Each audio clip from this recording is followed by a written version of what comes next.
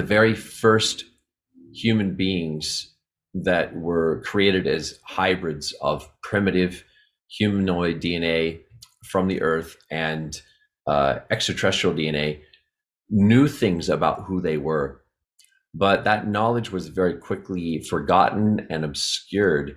And we had nearly 200,000 years of history where, from what I understand, we were not allowed to have written records, to have any way of writing down and recording the things that we were witnessing and seeing, the ways in which many of us were being used as slave labor. And during that long period of history, there were many civilizations that came and went, some of them that were directly influenced by extraterrestrial groups. And then the particular civilization known as Atlantis. I'm not going to really get into the origins of that, but I will say that the Atlantean civilization, or the various phases of the more advanced civilization that arose more recently in the last tens of thousands of years, probably in the last 50,000 years or so, that civilization was one that held a lot more of the keys to our future and what we have the potential to become now. And there was actually a timeline that was not disrupted. In fact, it's running parallel to the one that we exist in now. And so you could think of the timeline that we are in now as being almost like an alternative timeline that got diverted from the timeline where everything went well and humanity birthed into the higher worlds without all of the distortion and the shutdown and the destruction. There's a version of our timeline where that occurred, and we have, in a way, been in this alternative route to get to the same ultimate goal. But these timelines are running parallel to each other. We can even leap around and get glimpses of the other timelines and sometimes pull information in to see some of the things that were lost or the missed potentials that were there and the things that we are working to restore now. So there's a number of different ways that we're lied to that are worth acknowledging here. So for one, like I said, we weren't allowed to write things down for literally hundreds of thousands of years. Now, when you get all the way into the timeline of written records, there are other levels and kinds of distortions that have taken place since that time.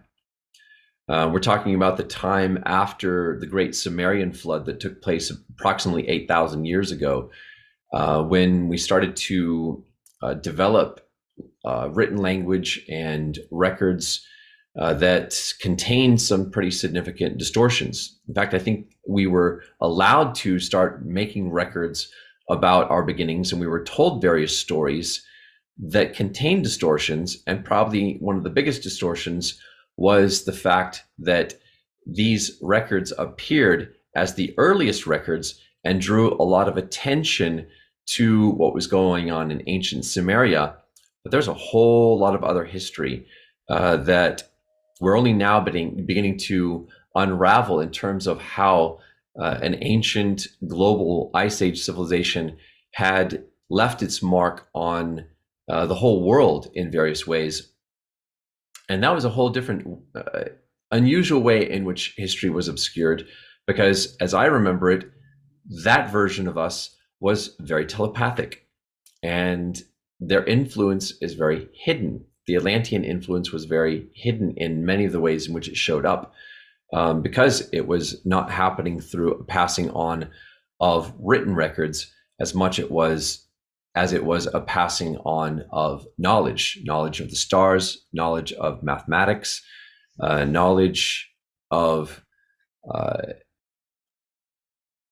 ancient history passed on vibrationally in some of the ways that we're going to talk about that we're also learning how to access.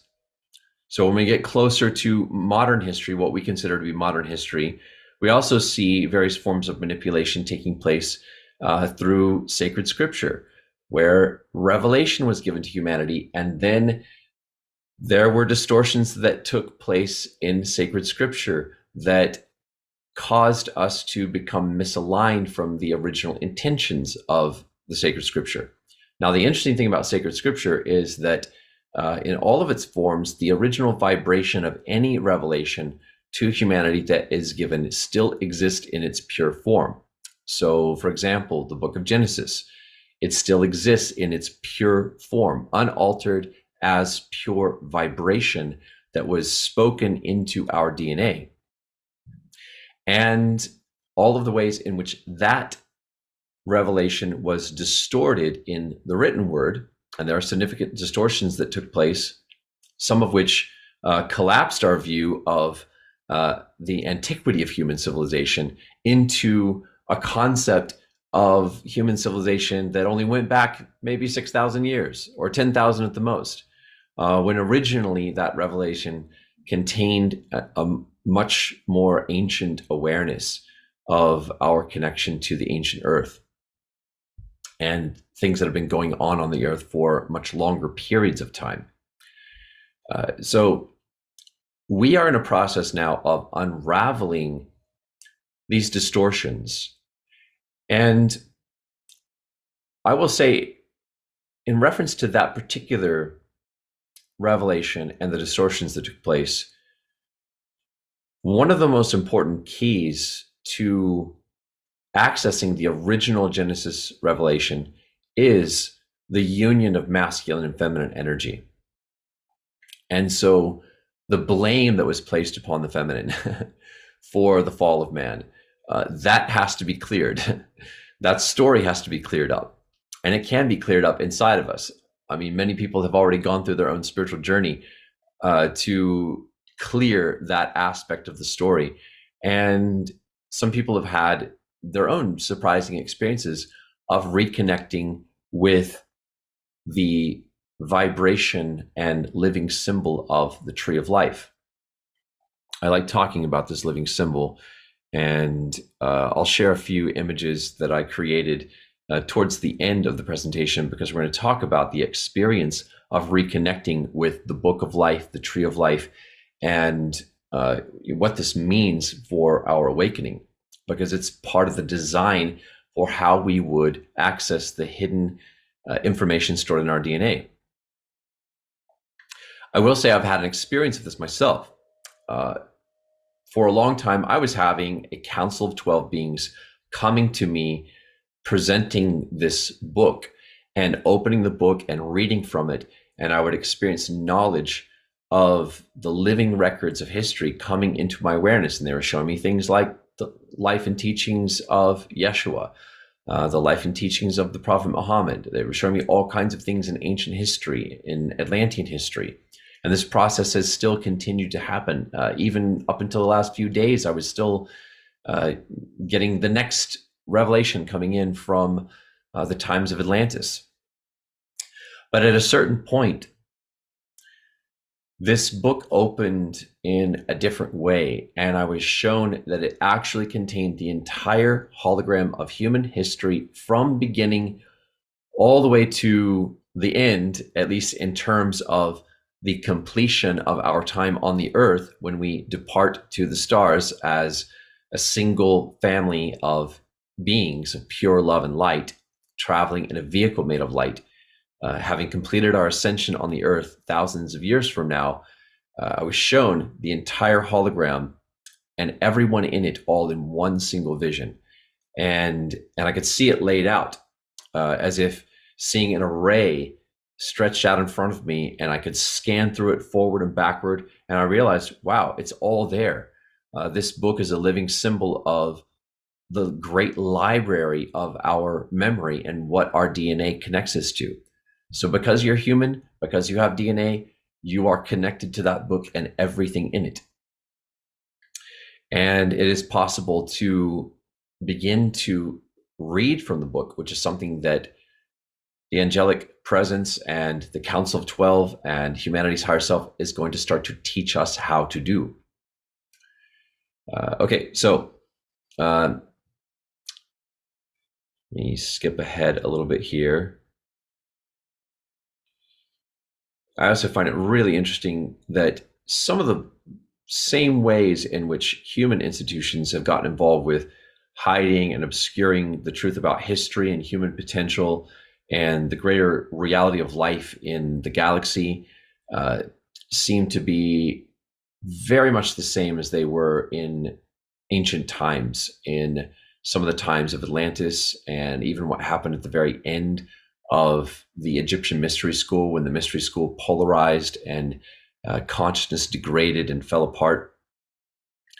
That there are many similar patterns. We are seeing a reflection, a mirror image of some of these forms of corruption from ancient times that have resurfaced and we are revisiting, but we're going to do something different now that we did not know how to do in other times. And again, I'm going to get to that at the end of the presentation. So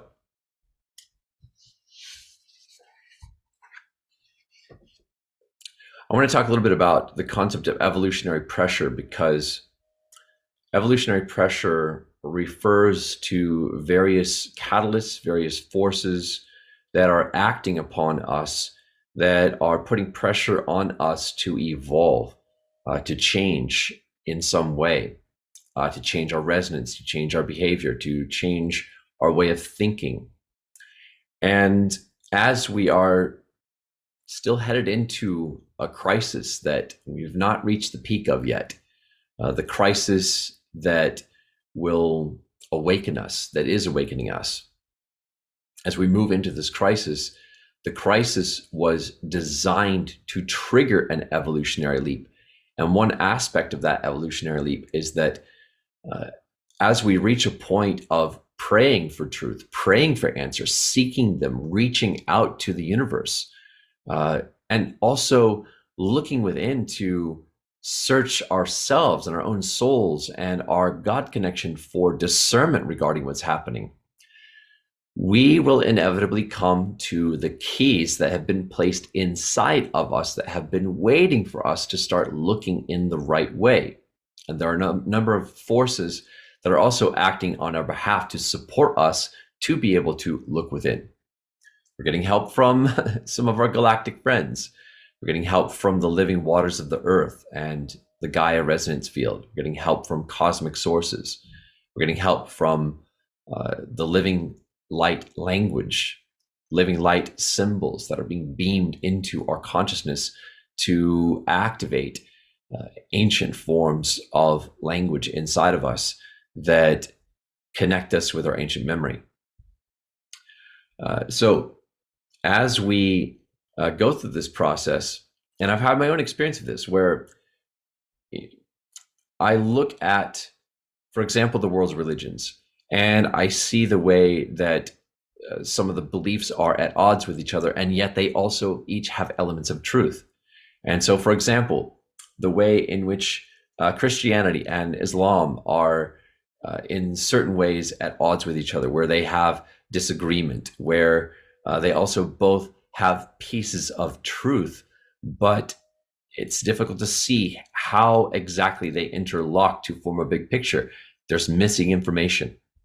So I remember when I prayed about that and I said, okay, how do I bridge these two things together in my consciousness? Is there a bridge? And I was shown that there was one, but I really had to let go of all opinions, all beliefs, all thoughts, all of my ideas, and to just keep reaching for higher truth beyond what I could imagine myself.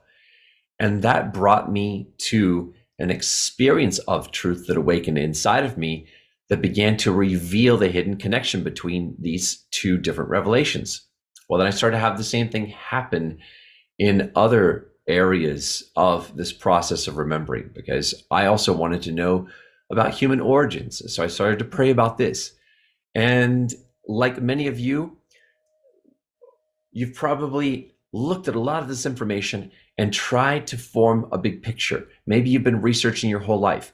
Maybe you've been reading channel material. You've been looking at alternative history, and you have been trying to figure out the truth for yourself and to find what resonates inside of you. And when we reach a point of crisis, I think the best example that I could think of in terms of a crisis of identity that is spiritual in nature is our whole relationship with the galactic presence, the galactic community. There are friends, there are those that are manipulating, and where does our discernment take us? When we take all of the information in that we're seeing and we look for higher truth and we try to pull the lens back, what all of this leads us to is information that is right there inside our own bodies. And Mother Earth is speaking to us and speaking that knowledge through us in ways that bring the memories to the surface. Well, we're going to talk about some of the ways in which that can occur for people. So remember, your DNA has all of the answers, but how do we really access that? What does that look like and feel like? There are galactic reservoirs of memory that are coming online.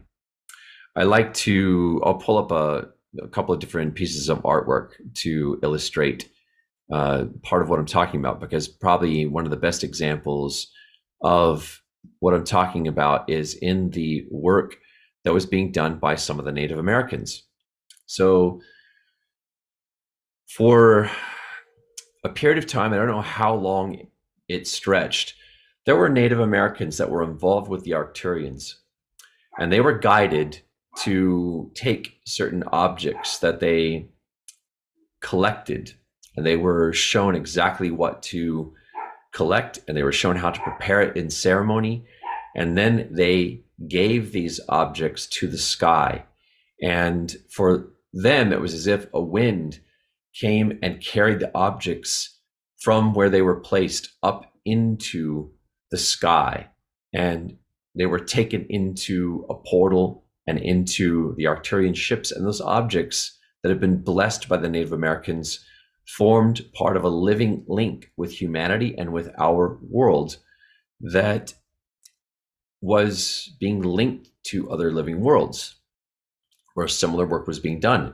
The Arcturians would take those objects, they would take them to other worlds, they would place them in places of power on other worlds, and they would also take sacred objects from other worlds that had also been blessed and consecrated to be part of this galactic web, and they would take them through the portals, and they would bring them to places like the Earth and to sacred places of power on the Earth, and it would anchor part of a galactic web of consciousness and connection on the Earth.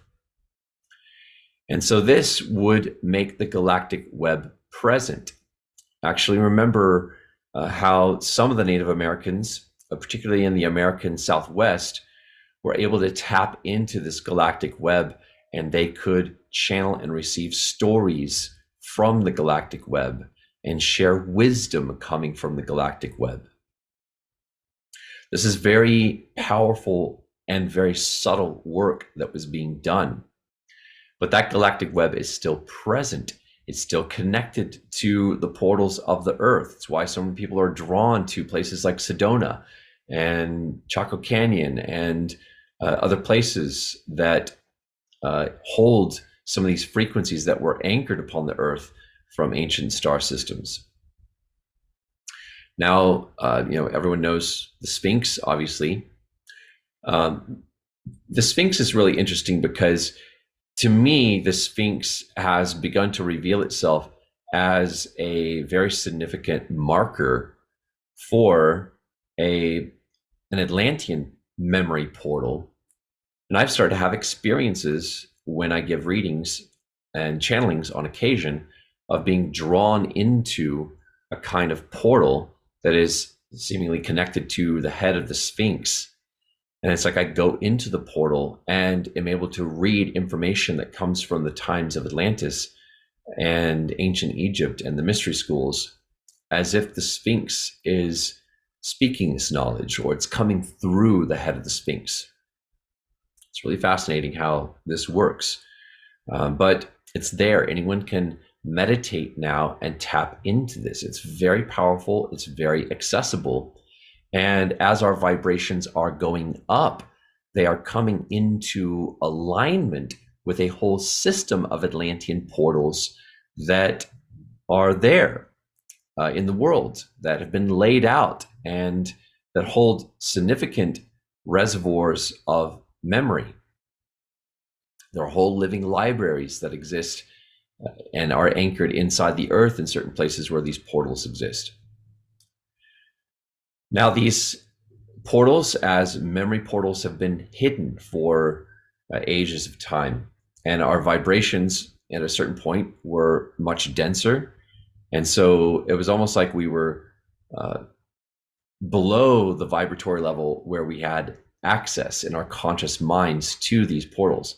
But as our vibrations keep going up, it's like a whole portal system is opening up inside of us to connect us with these memories. There's another really interesting one that I came across in the south of France, in Rennes-le-Château, a little town on top of a mountain that happens to have a very powerful multidimensional memory portal where there are many different levels of records that have been placed inside. And as I experienced channeling down into the records, I discovered that there were Atlantean records buried inside the mountain. Some of these records were very connected with the Pleiades and the whole Pleiadian system of consciousness. Now, there is another interesting catalyst for memory that can come through objects. Now, the Sphinx is one example of this, but sometimes it comes through crystals and other sacred objects that are carriers of memory, in part because they may house the consciousness of elemental beings that are record keepers. When people talk about crystals being record keepers, but actually, I feel that the beings that are inside the crystals are the real record keepers, or at least they are working in tandem with the crystal frequency. And so the crystals are like portals or gateways into the consciousness of a certain class of elementals that hold memory and move memory around and do unusual, interesting things with memory. Now, the ancients knew about this, and they knew that in order to pass information on down through the ages, they had to give their living memories to the record keepers that could hold them stored in physical locations until they could be retrieved at a later time. Now, the first time I discovered how this worked, and it's interesting to just note that I have a very scientific mind. I'm a very analytical person. When you hear me talk, I sound like I'm just all, psychic, mystical stuff. But I actually have always kind of approached these things from a pretty grounded place. I remember the first time somebody told me that they could speak to their crystals and the beings inside of their crystals. And I thought, that sounds kind of new agey. Really, what are you talking about? And then I had an experience of it. I was like, oh, wow, this is really real. So I kind of start out with this scientific framework, but then I also have these psychic experiences, and I'm always trying to square the two together to see how they connect. So I was given a crystal, and this crystal started to communicate to me. And as it turns out, there was a being inside of it that was connected to the star system Orion. And I had no idea that such a world of living information could be connected to a crystal. I was kind of blown away by that. But I had an experience where night after night, the living memories of what actually happened in the Orion system were being transmitted to me through a Lemurian seed crystal.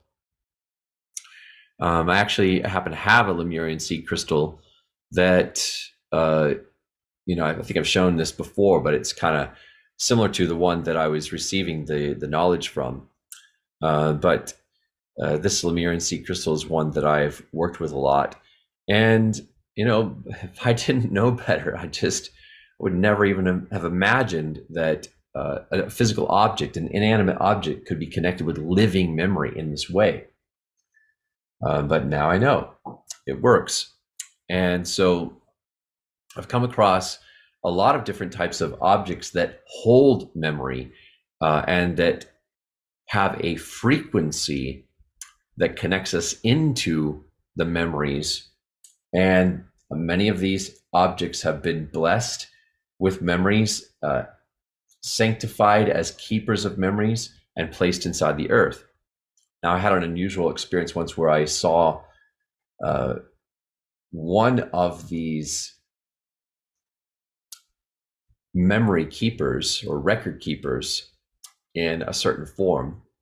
And I just happened to be having an out of body experience where I went down inside the earth and was there observing a record keeper being that had been on the surface of the planet and had gone around and recorded many different memories of what was happening on the surface of the planet, and had taken those memories and a selection of things to show to the beings living inside the earth, the remnants of the Lemurian and Atlantean civilization, those that went on surviving inside the earth. And this being came down into a kind of a viewing chamber, what you could think of as being similar to like a movie theater. And they started to project these holographic memories from their mind into the viewing chamber for other people to watch as a form of entertainment and education and learning, so they could learn about what was happening on the surface of the planet.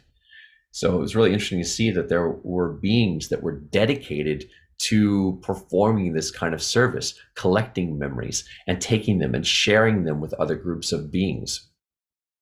There's all kinds of things happening inside the earth that we would not imagine typically, but I love all these new bits and pieces of information coming out.